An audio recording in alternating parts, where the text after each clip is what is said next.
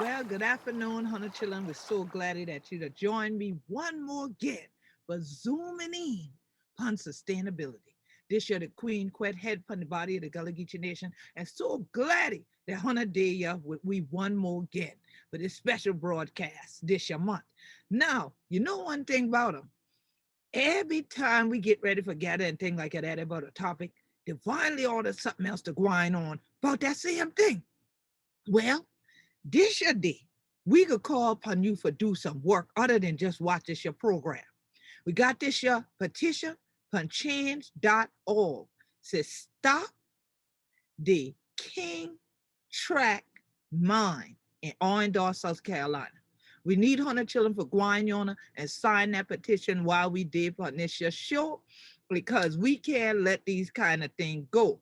We can't let these people sand mine where we be and take out we part of what we call we living legacy. Because if 100 children know anything but me, they know I always tell people land that we family and the waterway that we bloodline.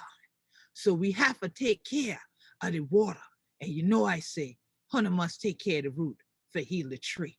So I'm so glad that Hunter taking this your time, but take this lead journey with me this year Wednesday as we zoom in on sustainability during Black History Month. So you know, I glad you taught them not robbery for beer, but the first thing we going to do is what we do anytime we together here in the Gullah Geechee Nation. Let we take a moment of silence for pay homage to we ancestors.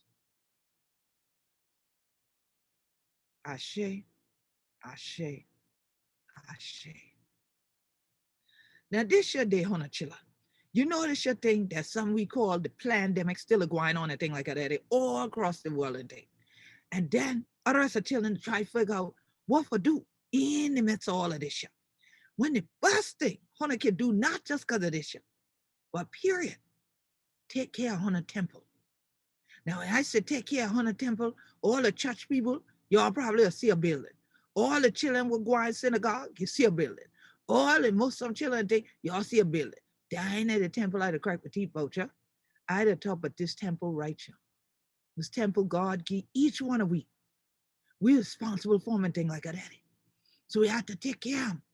And just that root that getting the fruit. How Hona be, that could be what the children see. How Hona be, that could be what the children see. So if the children learn how to take care of yourself, how you think you learn how to do? Because see the elders and things to do. See the grown folk to do. If you're trifling, where you think you get that from too? See the grown folk trifling. So one the major thing why I try to get all the children to understand all the time right here in the Gullah Geechee Nation. If we take care of the land take care of we. We take care of Mother Earth, we nurture she nurture we. So over all these decades, yeah, I'm in a crack with teeth with all the rest of people. What dare you on upon other islands and things like that. Even some were there in backyard. But you know, I got two people were there in backyard today. The Peterman, that day are with me. They be there when I first cracked my teeth with them.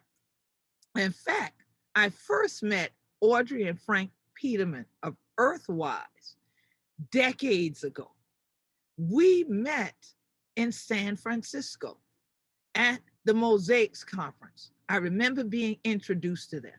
Then later, they came to my home island, St. Helena Island in South Carolina. We met again, reconnected just like that.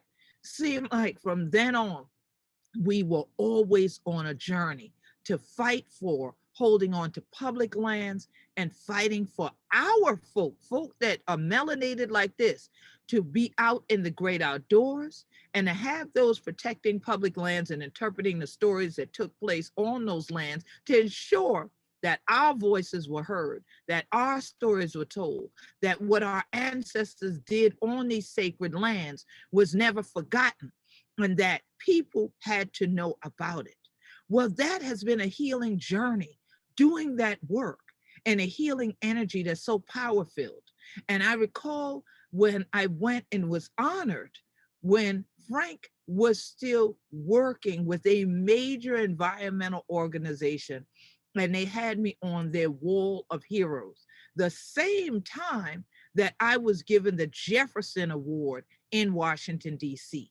So we have been not only on the California coast, in this country, called it low country. We have gone from the low country high up the hill and even spoken at the Congressional Black Caucus together. So definitely from backyard today and thing like that there.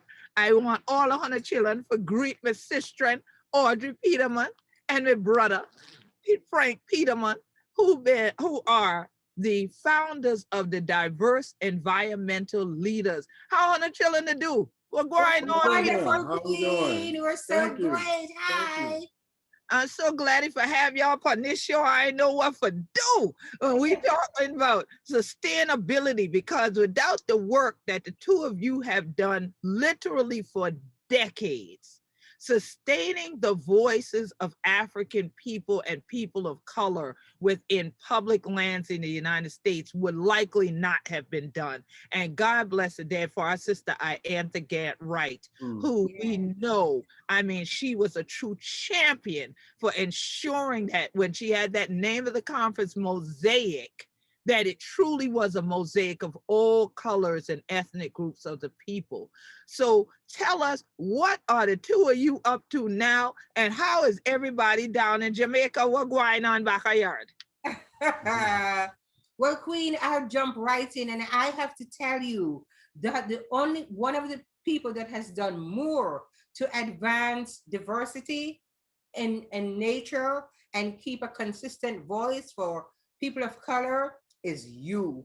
Your range and your influence is just, I can't even describe it or express it. But I want to say I salute you, and I'm so grateful to you for having us on today. Thank you so very much, and thank you for the work that you've done and the work you are doing. Yes, it is essential to our survival, right, and to the history of that our kids can read about and understand that we have a major imprint upon this land. Thank you to both for 100 children, because y'all just say no. We were just talking before the show of how I just miss being in the same places and spaces with all of you and hugging and our whole Dell leadership group, because trust and believe me, like I said to y'all before we came in the air, if you have a passion for something, yes, it's not work, right? Yes. You know? Yeah. Yes, absolutely. It's not. So, Queen, as you said, we wound up down here in Jamaica just ahead of COVID, and we are so grateful because where we are literally in the natural world. There's so many trees around us that Frank says the concentration of oxygen that we get must be so high. We got trapped in paradise. Yeah, I know that's right. What a divine blessing. What a divine blessing, right? Truly, yes. We have mango trees outside. We have acres of flowers. Wow. We have fruit trees, cherries, guava, star fruit, soursop. So you just reach out the window and nampon anything on one nampon. You just reach out the window. Exactly, Queen. Exactly. It's like that. Wow. The mango tree is literally 10 feet in front of the house, and it shades the house, and the mangoes fall right at our lap.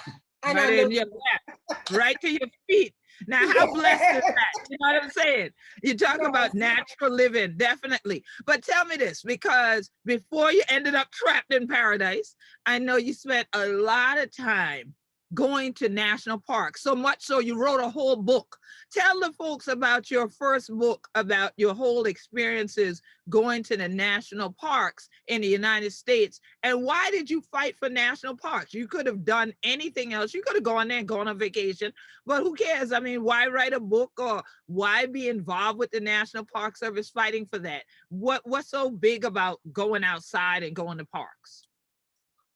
Well, I have to credit it all to Frank in the very beginning, Queen, because he had the curiosity about driving around the country and seeing all these amazing places that we only read about or heard about, places like the Grand Canyon, Yellowstone, Yosemite.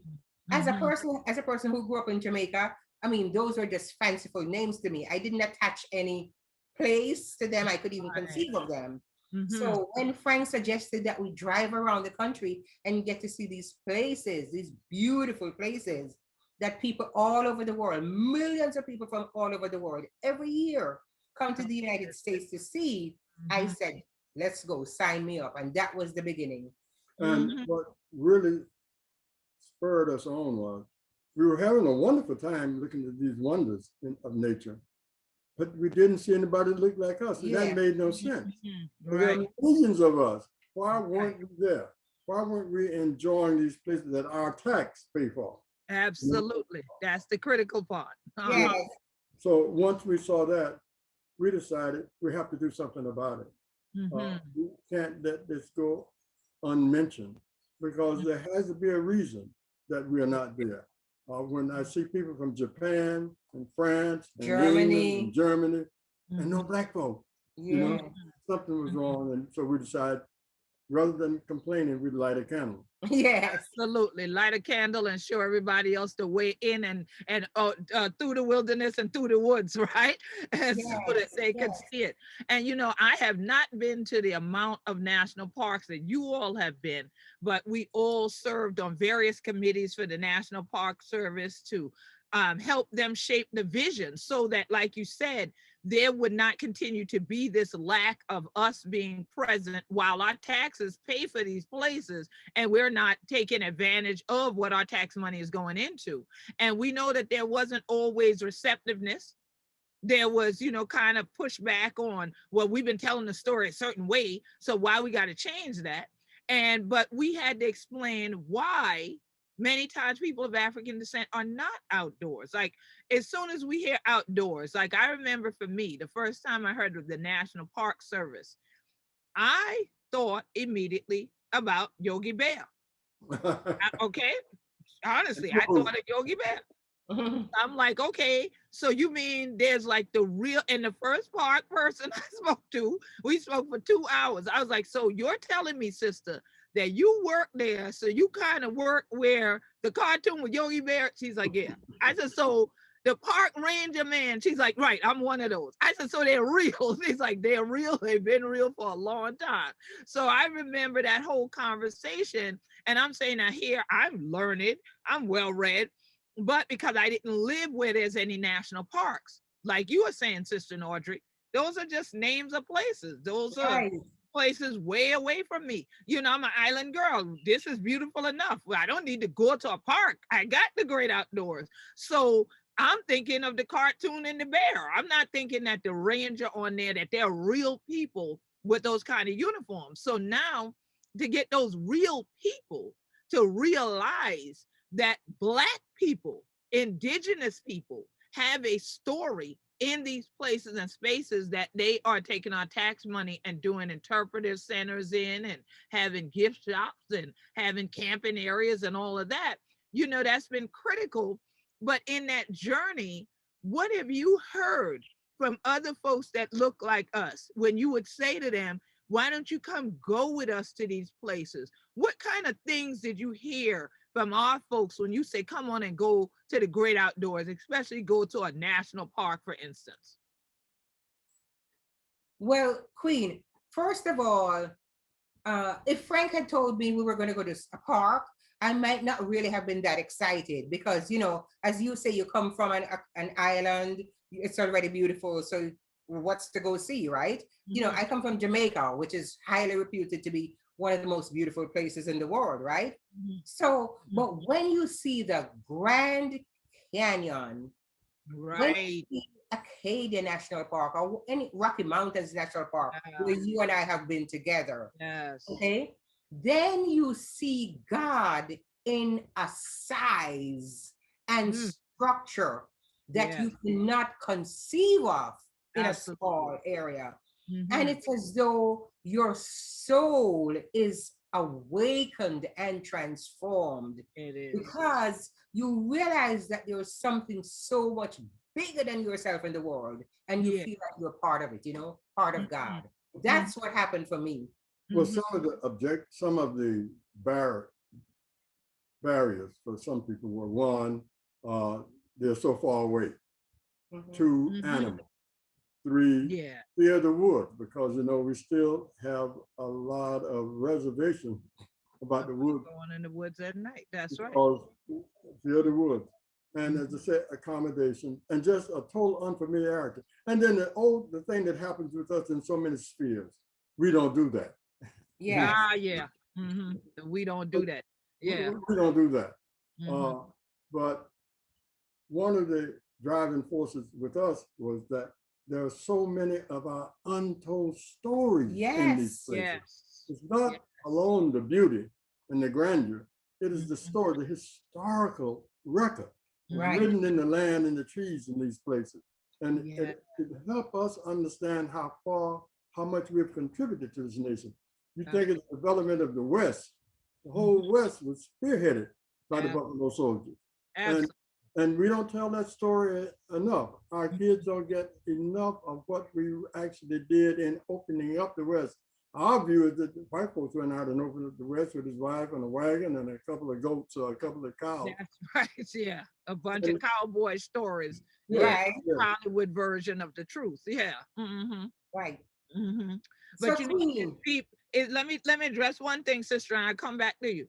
Is when Brother Frank says our comments are we don't do that, and I couple that with the fear of the outdoors, the fear of going in the woods. Now again, being island people, we get that because I host groups that come from urban areas. So some people at first it's pretty, and they start wanting to go everywhere. Then I have to say, oh, stay with me. Don't just go everywhere because you don't actually know what's in certain locations. This is not your lay of the land. There are snakes here. Then this fear kicks in, or this fear of bugs flying around, and they're constantly stirring up the dirt, not realizing the more you stir up the dirt, you bring the gnats out of the sand. It's like these kinds of things. But the major one being when you tell our story, of course, like in any story, there's a good side and sometimes a painful side to it. And so, for people of African descent, when we hear woods, we think a lot of times of lynchings Mm-hmm. because they happen in the woods. And so I remember some of our early dialogues with people, and they kind of were looking at us like, y'all keep fighting for this park thing, but I don't want to go camping. It's like, well, you don't have to necessarily go camping to go to one of the natural areas we're talking about. You can go spend a few hours, you can spend the day. You don't have to sleep out there under the starlight or anything, because we do understand that is real. The collective consciousness of the fear that if I go alone, and as you said early on, I get there to the park, even if I get there, let's say with a husband, a spouse, it's the two of us, but there are 2,000 other people that don't look like us. You don't necessarily feel comfortable staying in the woods with them at night because the collective consciousness reminds you that things like lynchings happen. So we have to take all that into the context of trying to get people to rewrite these erroneous stories that a lot of the rangers were telling and the sites were telling, that just eliminated that black folk had anything to do, like you're saying, with the settling of the West, with going west, or any of that. They want to talk about things that they saw in black and white TV shows and movies from back in the 70s and all of that, but they don't want to talk about the reality of the Buffalo Soldiers. They don't want to talk about the Seminole Negro Indian Scouts. They don't want to talk about these folks who really blazed the trail. And the Seminole Negro Indian Scouts were actually native Gullah Geechees that ended up going across from the Carolina, Georgia coast and ending up in Texas. Some ended up in Mexico and some in Oklahoma. And so here it is that these are all things that when we get to talk to the people who are native, though, when we talk to the descendants of those individuals, the power in those stories and what they did outside, riding the horses, being out there in those same woods in the wilderness and surviving, and the survival element of that is the power in that, and then the energy that you get from just sitting outside and just breathing in the fresh air, breathing in life, and knowing that you, as an African person, have in your DNA that level of power that connects you, as Sister Audrey said, to God in all these spaces, that when you touch the side of the Grand Canyon, like I did when I first went out there to speak, and actually get down in a crevice of it and sit in it, you realize how one you are with it, and thereby how at one you are with God. And so you have a right to do what God did. Speak, speak and breathe life into this situation and breathe out. And when you breathe in, you breathe in more life. You breathe in that healing power. You breathe in that strength. You breathe in those stories, because nobody can really hide them. Truth crushed to the earth shall rise again. And we can rise just as high as some of the mountains I know y'all have climbed in some of these places. Go ahead, Audrey. Well, we are just on one vibe, Queen, because I feel all of that. And, I have to say that as a human being, I don't feel that I can be separated from nature. I am happily 69 now, and I grew up, in Jamaica, like in nature by the side of the river, and just enjoying that and enjoying being in nature. So having always had nature as a deep part of my upbringing and my soul, more and more of it comes out of me as I get older and as I'm even more in nature. So if there's one thing that I would want to do, it's to suggest to people that they find a way to connect with nature. They might not be able to go to the Grand Canyon right now, but find a way to connect with nature in your own backyard, in your own space. Look at the birds and notice the trees, notice the feel of the wind on your skin, the sound of the wind in the trees, because only those things are real. The cacophony of everything else that we find, on our devices all day, okay, that's not really real. That is content created by other people. What's real is the nature around us. And if we're not taking advantage of that, we are missing a lot. And doctors are now actually prescribing going outside as having healing propensities, that just being outside walking outside is one of the healthiest things you can do. Absolutely. And for Black men, elderly Black men, mature, shall I say, Black men, mature. That's right, exactly. Well-seasoned Black men. There you go. Fine wine. It is very important, because for some reason, I don't know how it happens in Africa, but here in America, we don't process vitamin D very well. And the major source for vitamin D is sunshine. Right. That is one of the few places you get other vitamin C and A, B, you can manufacture those. But D is a very difficult vitamin to get from any place other than sunshine. So you need to walk out in the sunshine for half an hour, and that replenishes your supply of vitamin D. And it's found to be very important to both your emotional and physical health. Absolutely. And it's important you mentioned emotional health, because one of our members of the Wisdom Circle Council of Elders Emeritus, he was just on doing a live about the depression, how depression sets in the midst of the pandemic. Now that he contracted it and he's recovering from COVID, he was expressing that, and I said, right, and that's the component that they're not really addressing, is because you're in isolation trying to heal, and then you also can't move to go outside. So you're quarantined indoors looking out the window, but you can't connect to the people who you're used to feeding off the energy together. And then unless you really have the physical strength at that moment, you can't get to go outside. And so how this all emotionally impacts. And then as Sister Audrey brought up about these devices, they're constantly talking now about the levels of depression and the emotional state of the students now. That, especially the high school and the college age students, and how they're depressed because where before we couldn't get them off their devices to talk to people, and you're sitting right there with them. And now that they can't run out and go hang with people that's in their peer group, They only can connect with them through the device. They're finding more depression amongst themselves because now they're realizing the value of human touch. They're realizing that value of what Sister Audrey said, the thing that's real,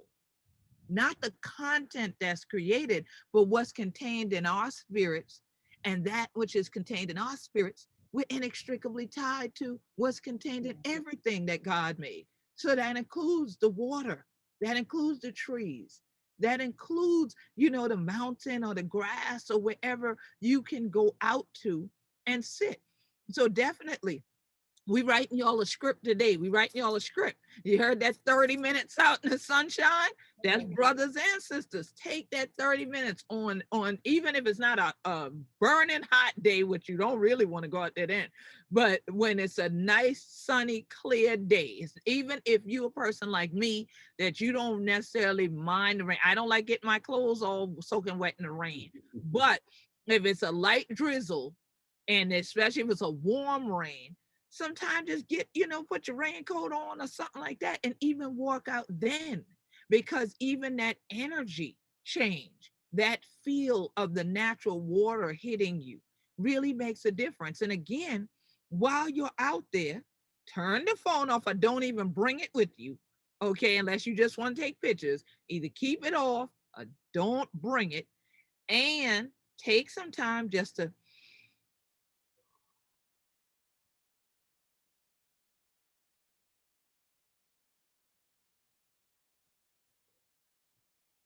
that slows the heart rate, that gets you back centered, get you back in balance.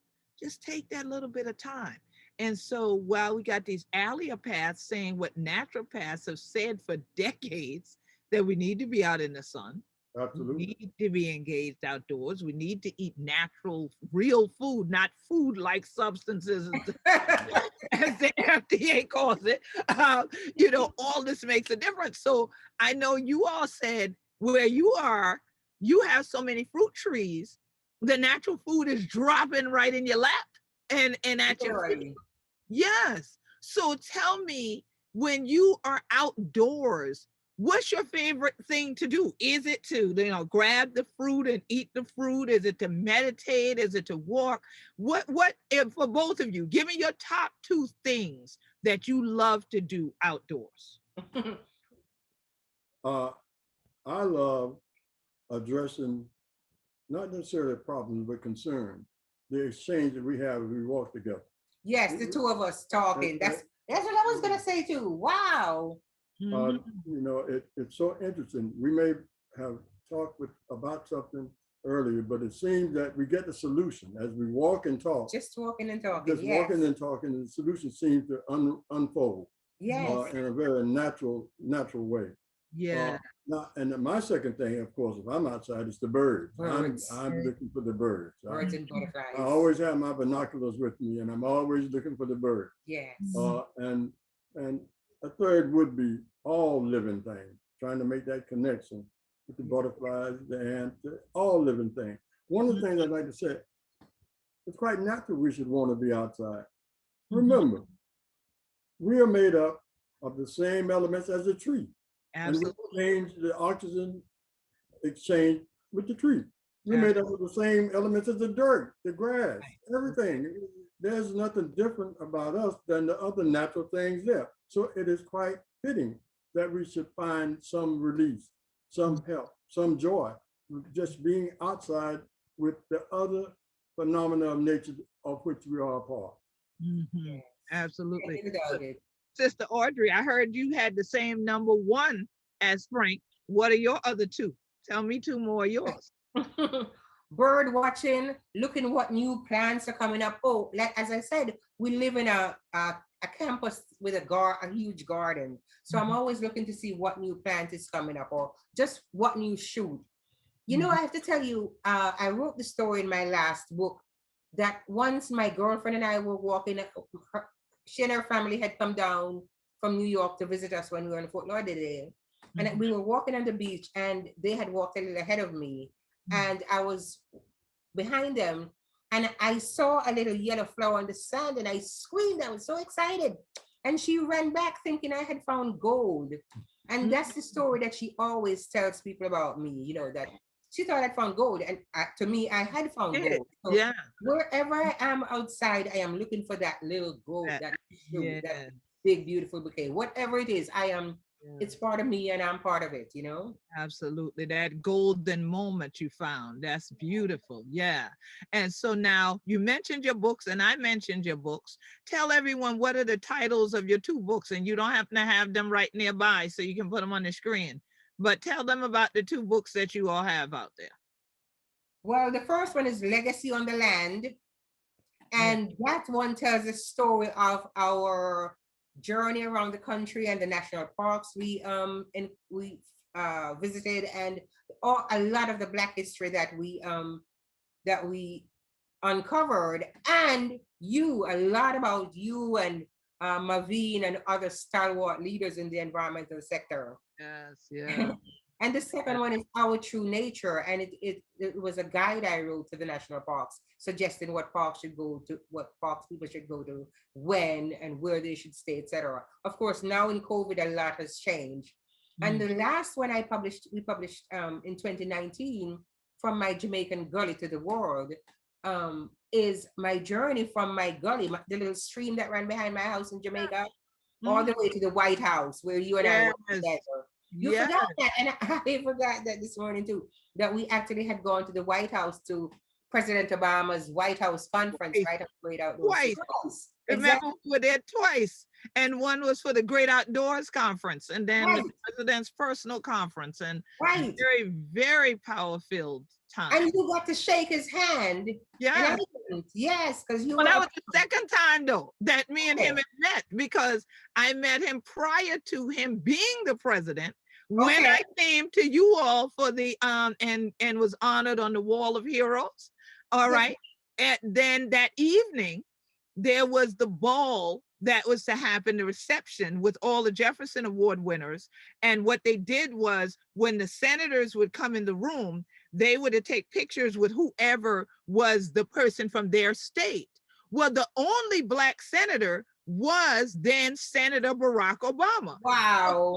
When they called, they said, because they had me listed for Georgia, because that's where my television market was. So they didn't have me listed in South Carolina. So they're going, Georgia, the person winning from Georgia, come up. And I'm like, is that me or who they talking about? And then they're like, Georgia. So I said, it has to be me. So as I'm going up, here comes Senator Obama, and he comes straight to me like, congratulations, how you doing? You know, so we met there, and then they were hollering, all right, Georgia, come on.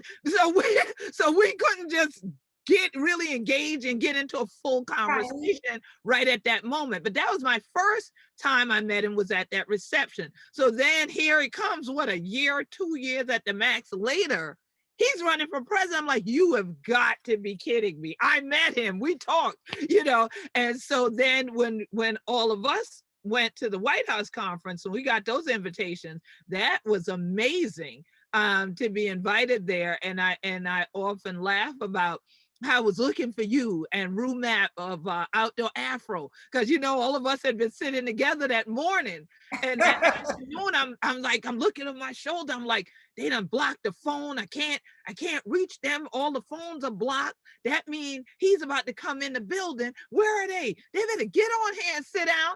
And all that time they done sent y'all in the balcony, and they sent me to the front row. So when he came in, it was like, hey, you know, several rows behind. It was wonderful. Yeah, it was so great. Wonderful. It was really, really wonderful. So yeah, and that is part of our journey, and making sure that our people are actively seen in the outdoors, and that these outdoors are here and sustained for future generations. So what would you say to some of the people younger than us that are like, well, I don't really necessarily, I mean, do I really need to go outside? Because I like to play my video games. I mean, and then I got the TV. I can put on the flat screen TV, a river or the Grand Canyon or a picture of any of the stuff y'all talk about. I mean, why do I need to go outside? Like, you know, I mean, because there's bugs and stuff out there, and I don't know if I want to be outside. What would you say to them? Number one, the one that said they could get it on TV, You have to remember the eye, the human eye, is 11,000 times more sensitive to color and light than a photograph. You can never capture. And you don't know what impact that vision has on you as you look. There's an exchange. Vision has an impact on you that's completely different than seeing something natural versus seeing it on a television or seeing it on video. So that's number one. You're not really seeing the Grand Canyon when you see it on the video. At all. At all. At all. Because the color gradation, you cannot believe, as you know, once you stand there and look at the wall. That's right. And the vastness. Number two, it is for your health and your education and for the health and education of your children. Now you can have that television experience if you want and go. Every major park has, in the gateway city to that park, has all the hotels you want. Right. You can spend the night in a hotel, look at the television, get up, drive in the park in the morning, turn around and come back and spend the night at your hotel. So that's not an excuse. Part of the American landscape, part of the history of this country is written deep in the soil, the trees, and rivers of this country. And you can't know that. You can't feel the impact of that until you're standing there. You will understand what the Buffalo Soldiers went through when you're in Fort Davis out in Western Texas. You can understand what rigorous it had to be for them to be there. So you get a grip on history that's completely different than reading about it or seeing it on a television.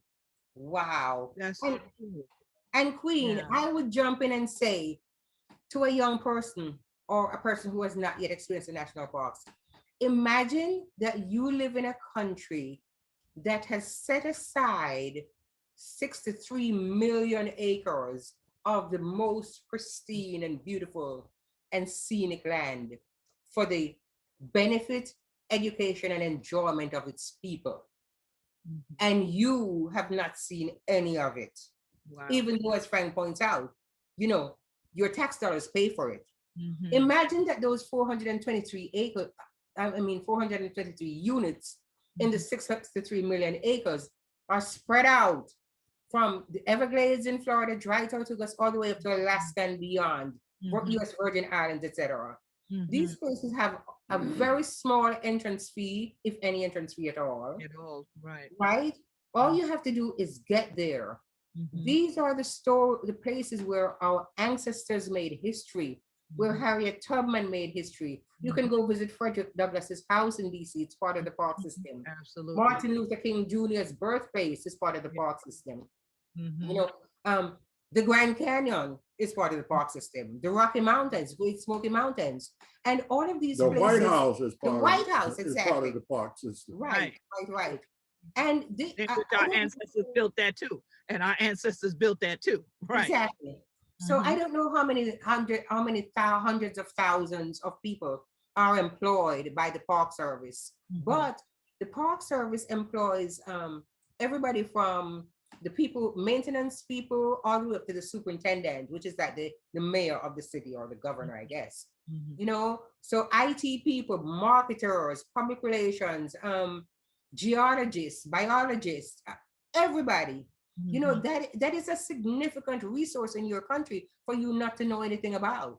Absolutely. So to my mind, it is vitally important that you take advantage of all of the natural spaces that are afforded you in the national park system and the forest system. But first you have to know about them. You have to have a curiosity and an interest and a desire.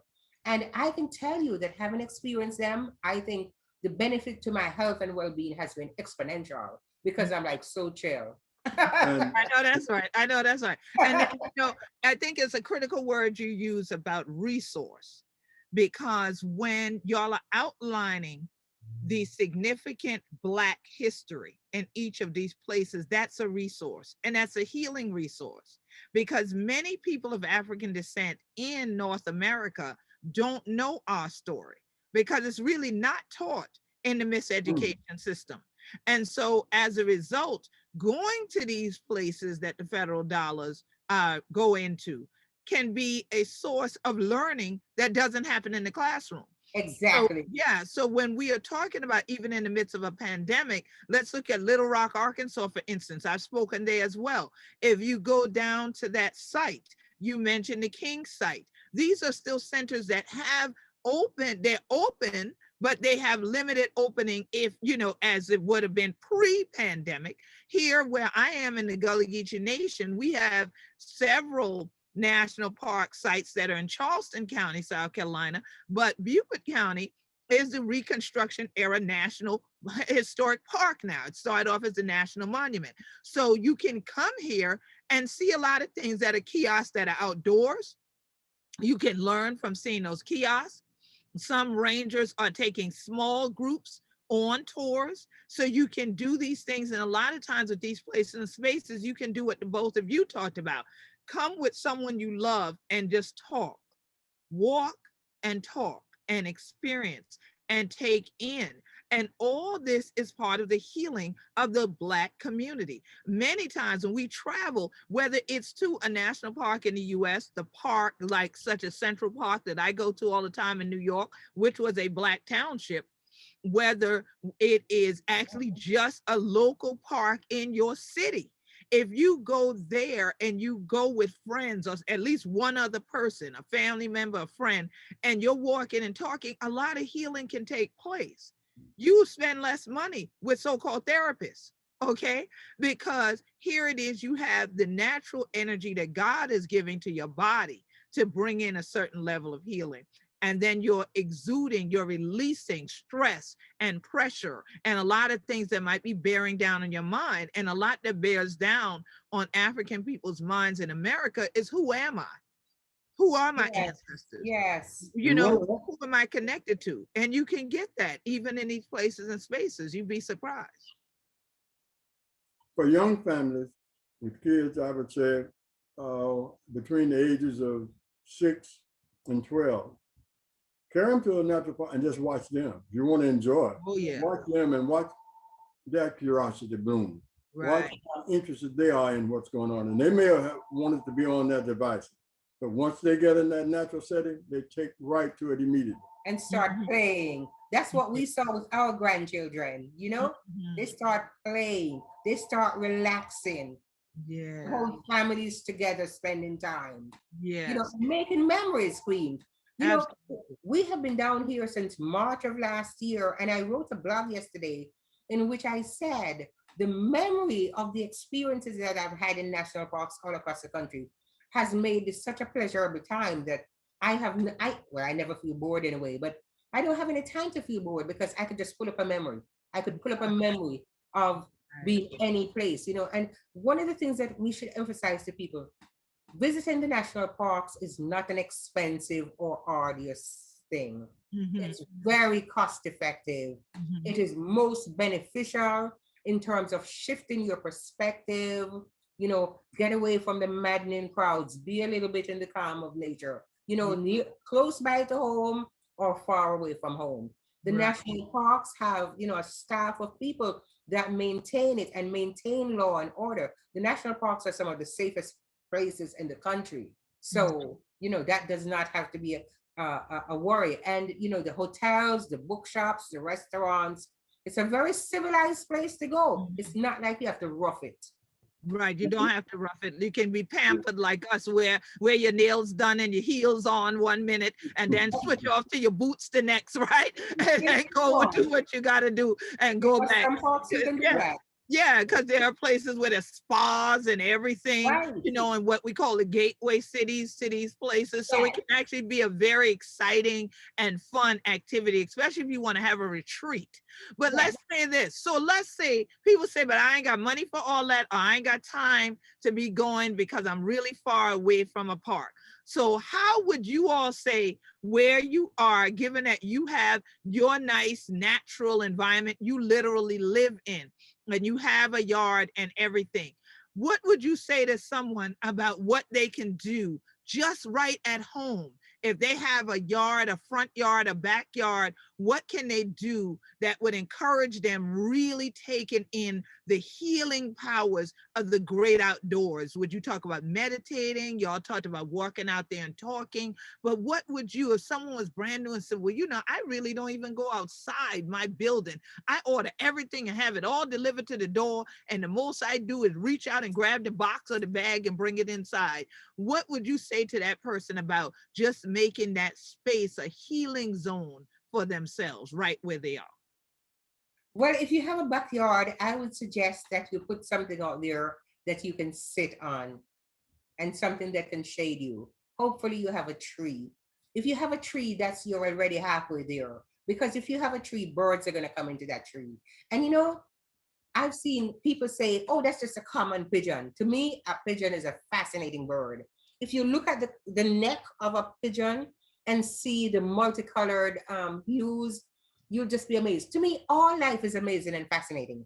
So just being out there sitting quietly is a very big start. Just allowing yourself to feel God, to breathe in and out, and to know you are connected to your source and you're doing everything you can, breathing in and out, being aware of your breath to intensify that connection. Just relax. I would say have an intense interest. Notice everything outside. Notice everything. Begin to know that backyard, no matter how small it is, like the back of your hand. So you're familiar with what plant is growing, what is growing, whether you, it's not a matter of you planting it, but you're familiar that it is growing. Yes. Becoming totally immersed in that environment. And the more you do that, the more ideas will come to you about what else you can add to that experience as you begin to relax more and more into the arms of God, you know? Wow, I love that. Love And that. Queen, as you know, doctors are prescribing just walking around your yard, walking briskly for a few minutes to affect diabetes, high blood pressure, obesity, all of these things that are plaguing our community. They're actually they're prescribing it. They're giving prescriptions of walking, just simply walking. In nature. Mm-hmm. Yeah, that is critical right there. That, you know, like I said before, the allopaths have caught up to the naturopaths, and now they're prescribing just what God gave us as a prescription in the first place, that we were to be stewards of the land. Absolutely. You know? Yeah. Think about this. You're made perfect. Why wouldn't you have all the mechanisms? It's good. It's great to go to a gym. I'm not knocking gyms or anything, but you have everything within you and around you to stay healthy. You don't have to go anywhere. That's right. You've given all of it from the very beginning, and it's not difficult. You don't have to pay a lot of money for it. You don't have to travel a long way. You can do it yourself. Absolutely. And I'm going to go to the next set of folks who might say, well, that really sounds great. I wish I did have a yard. I wish I could do all of that, but I live in an apartment. Well, most cities where apartments are the major unit of dwelling, there are public parks. So that means you just have to walk usually a few blocks to get to a grassy area, you know, with some trees. And cities over time, because people were starting to get more engaged in climate action and starting to green the cities, they've taken some buildings and they've greened the rooftops of the building. So maybe you need to go to the roof in the complex that you live in. They may have put trees up there and plants up there and greened it. And so then also just taking that walk to get to the park, make it meditative, make it attentive. Now, look, I lived in New York City before, so no, I ain't telling you not to keep your head on a swivel now. You know, you still got it. Don't go into such a walking meditation in a city that you ain't paying no attention to folks looking at you and clocking. But I'm saying you still have to put a certain energy out. That's the first form of security, is what is the energy? What's your aura that you're giving off? What is that energy you give off? That will determine a lot of what you attract. So if you want peace, then start to meditate on peace. Yes. Distribute peace into your atmosphere, and it surrounds you everywhere you go. People feel it, they see it, they're drawn to it. And you want balance, you do the same thing. So even as you're walking, you start meditating on the positive. You think about the positive. You get to that park, find that tree. Take with you, you know, a yoga mat, a cloth, You know, if you like me back in the day with the breakdancer, maybe you had a cardboard box or something, who knows? But you take that with you for something to just sit on, sit under that tree, relax and meditate. Because in some cities they removed the benches because they were like, well, homeless people sleep on the benches, so we took the benches away. I thought that was so inhumane, but they did it. So take with you something, as Sister Audrey said, to sit on, so that then that way you don't have to feel like, oh, my body's too exhausted, I can't keep standing here, I got to just go back to the apartment. But no, get out. If you have a balcony of your apartment, start to grow some things. You know, even if you just grow one pot of tomatoes, grow something that you can take back in. You will feel a whole nother energy when you have to care for that thing every day. And then realize that because you cared for it, you nurtured it, it nurtures you. And then look at that as a microcosm of the larger mother nature, that as long as we nurture her, she nurtures us. But like I Yeah. keep telling folks, we were out of order. We weren't doing that. You're throwing trash everywhere. You're emitting all this bad stuff in the air. Your mama started talking. You wasn't listening to your mama. So then your mama said last year this time, sit down. Everybody sit down. Stay home. All right.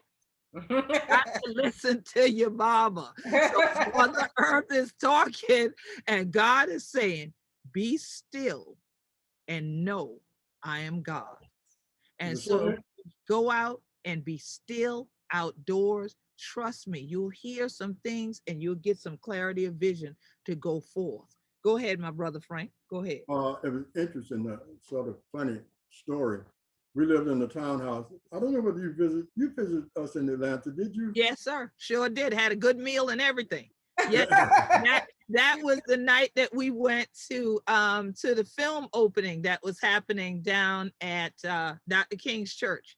Yeah, Oh, right. oh Right. yes. Yeah. Okay. One of the things I did, Wow. I had, I grew African violets and A some other pineapple. plants. I grew a pineapple out on the balcony. I brought it in during the cold months. I put it out, and that was the most delightful thing I've ever done. One of the most delightful things. I actually grew a pineapple there Yes. in Atlanta, On the balcony. and it was delicious.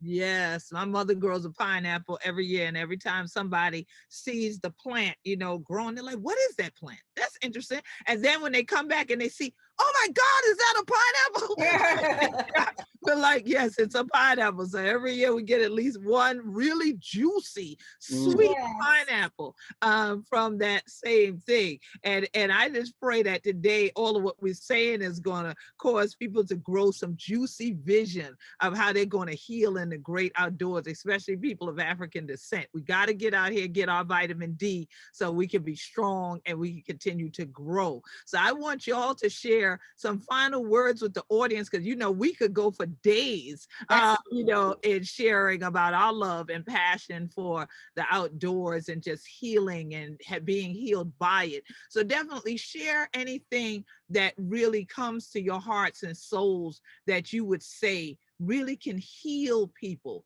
if they just take in the great outdoors. Thank you, Queen. So, some time ago, I read that you should desire God and to be in the presence of God, like your hair was on fire. If your hair was on fire, how you would be running towards water. That's how much you should desire God, right? And that's how I feel like people should feel about nature.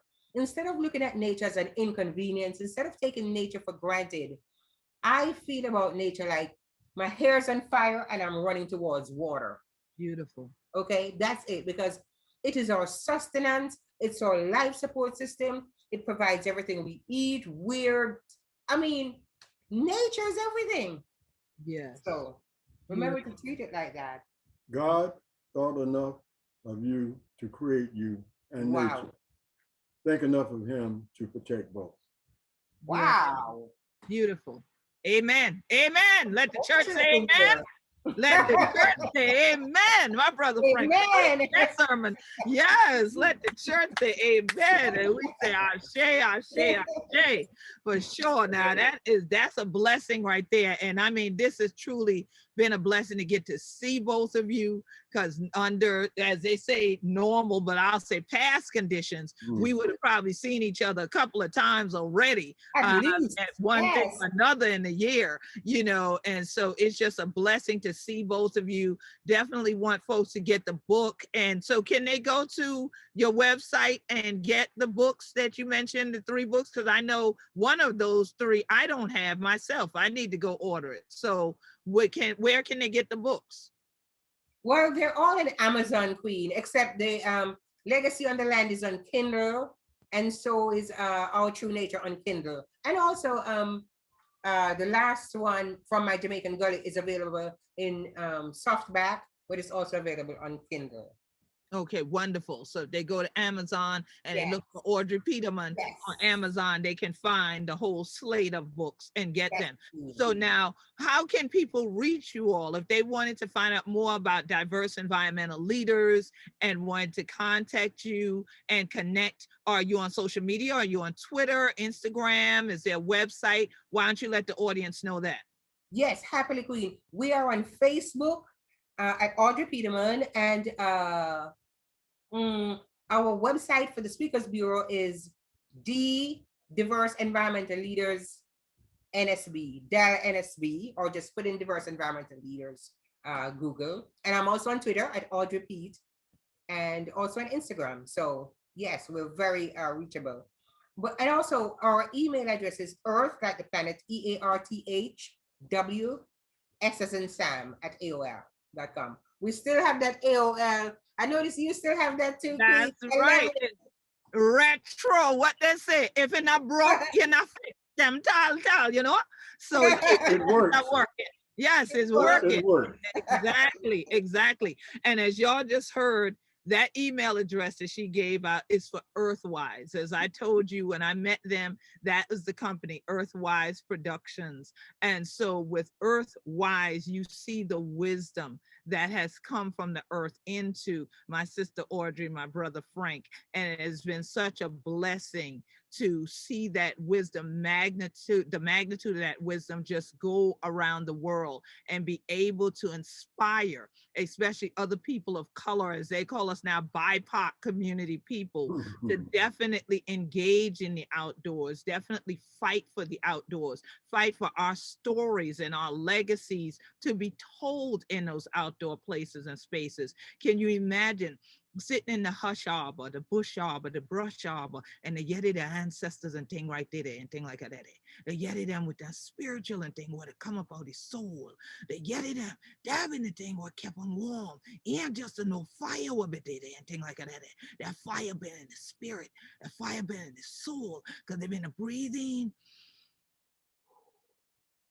all of that power, all the energy, what be doing them. Like y'all, yet we the crack we teach us now and tell on her. The same thing make up the tree, make up we. And we know who we be. We be Gullah Geechee, anointed people. So Hunter must take care of the root for heal the tree. So I'm so glad that all of Hunter children take this your walk and talk with we on zooming in on sustainability. This year the Queen Quet, head on the body of the Gullah Geechee Nation. If 100 children that look for me, go to queenquet.com, queenquet.com. You can follow me at Gullah Geechee on Instagram and on Twitter. Gullah Geechee is GULLAH and this show will be rebroadcasted on gullahgeechee.tv. Now, Geechee got all E, ain't no I in Geechee if it a we, okay? And also, make sure to follow us at gullahgeechenation.com, gullahgeechenation.com. And one of the critical things that you see us fighting for through the Gullah Geechee Sea Island Coalition that you can find at gullahgeechee.net is to continue the land rights, the human rights, and the water rights of our people. So we appreciate all of you who donate to the Gullah Geechee Land and Legacy Fund. You can find it on GoFundMe, or if you use Cash App, you can do $ Gullah Geechee Nation, $ GULLAH GEECHEENATION, and that will go into our fund to keep us on our land and to keep these lands and waters pristine. So we want to say thank you to all the Hunter children that did with we, that stand with we for who we be, for protect this your land and protect this sea. And if we pray to protect her, oh yes, I gotta tell you the truth now. Mother Earth, she going nurture and protect we. So in the meantime, till we see Hunter children one more again, stay safe and be healthy. Peace, love, and blessings, everybody. Thank you. Thank you, Thank you. beloved Queen. Thank you. Love y'all. Love y'all.